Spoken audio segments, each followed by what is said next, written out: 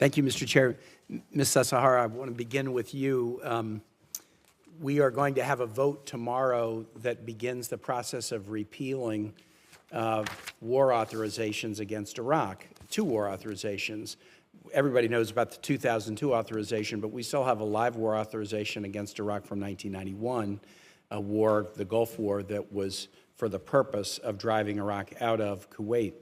My understanding is that the Kuwait-Iraq relationship after 32 years, they're neighbors, they're productive, they have good diplomatic relations. May not agree on everything, you never agree on everything with the neighbor, but is that your assessment as well, that Iraq-Kuwait relations are generally good and a positive force for stability in the region? Thank you for the question, Senator, and that is my understanding as well. I think in one sense that was a very hard page to turn. I think most Kuwaitis over the age of 40 lived through it, 30 understand that and remember that. It was a brutal invasion and an even more brutal occupation. So it was a hard page to turn, but they're neighbors, and that geography isn't going to change. And I think through diplomatic discussions directly, they are in a better place, it's stronger, they're reaching a lot of agreements, whether it's on maritime, whether it's on border security. I think they are in a very, very good place. That's good. You know, one of the things that's hardest in life to do is to beat a sword into a plowshare. And yet you do find in life nations can do it. You know, Germany and Japan are 2 of the United States' most reliable allies right now. We were at war with Iraq to topple the government, and last week Secretary Austin was in Iraq talking about Iraq's important role as a security partner in battling against ISIS or other non-state terrorist groups and checking Iranian aggression, trying to be a force for stability in the region. It's a credit to the United States that we look at an adversary as a temporary adversary and have hope that in the future we might be on the same page. It's a credit to other nations that they can view us in the same way, that, hey, there was tough, bloodshed even between our nations, but we would still rather be your partner down the road than be your adversary. And one of the reasons I'm excited to repeal these authorizations, and there are many reasons, is I think it sends the message even to nations that are adversaries today that you could be an adversary of the United States, but it's not a permanent thing. We would want to always prefer the olive branch to the arrow. And that's why the eagle on the seal of the United States looks toward the olive branch rather than to the arrow, because that's our preference. Ms. Strong, I want to ask you questions. I'm really just to educate me or help me gain an understanding.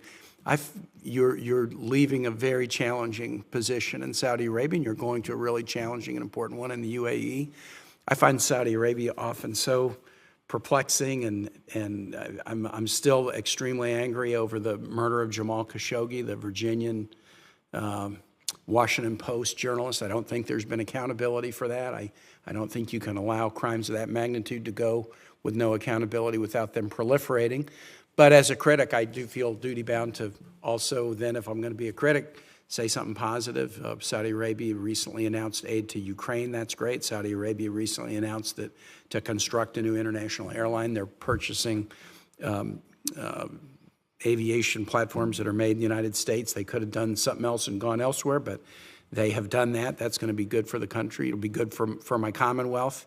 It does appear that, there's effort to hold on to a ceasefire in Yemen. So what advice would you give this committee? We often find ourselves in a tough spot where we're angry with Saudi Arabia at some things and yet see other areas where they're, making strides that we could support. So as you depart this position, what advice would you give to the Foreign Relations Committee about the way to appropriately exercise oversight over this relationship?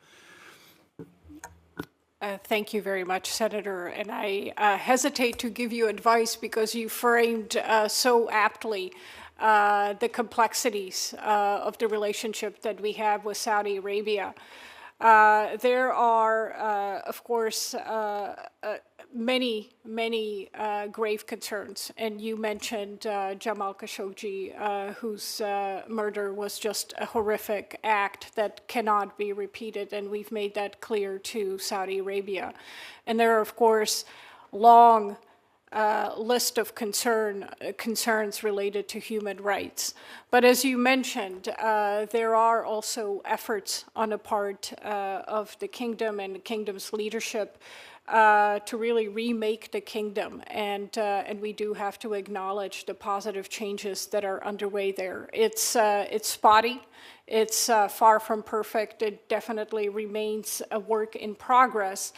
But what I would urge members of this committee is to engage with the Saudis. They need to hear your concerns. I think a lot of times the distance filters out a lot of the nuance, and they do not fully appreciate that our concerns, your concerns, are grounded in some very core concerns that we have that impact on our national security, that may impact on our priorities, foreign policy priorities, and hearing that not just from me or from my colleagues in the Department of State or Department of Defense is very important.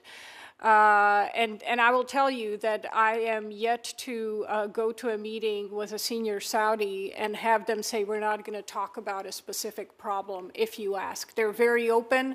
As you know, President Biden, when he went to Saudi Arabia, raised all of our key issues, all of the painful issues. And he was very open in the conversation, and the Saudi leadership was as well. I appreciate